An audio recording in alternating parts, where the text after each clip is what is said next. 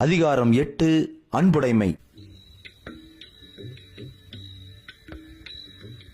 அறத்திற்கே அன்பு சார்பென்ப அறியார் மரத்திற்கும் மத்தே துணை.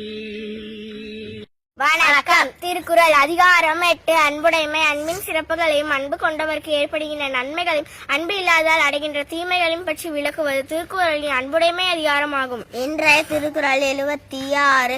அறத்திற்கே அன்பு சார்பென்ப அறியா மரத்திற்கும் அஃதே துணை.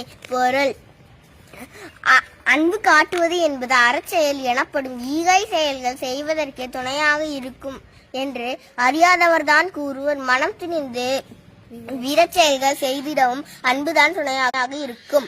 இன்றைய திருக்குறள் 76. அறத்திற்கே அன்பு சார்பென்ப அறியார் மரத்திற்கும் அஃதே துணை.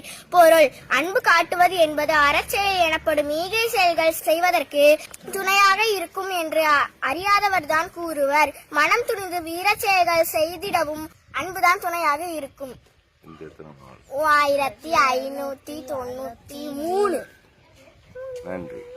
நன்றி. வணக்கம்.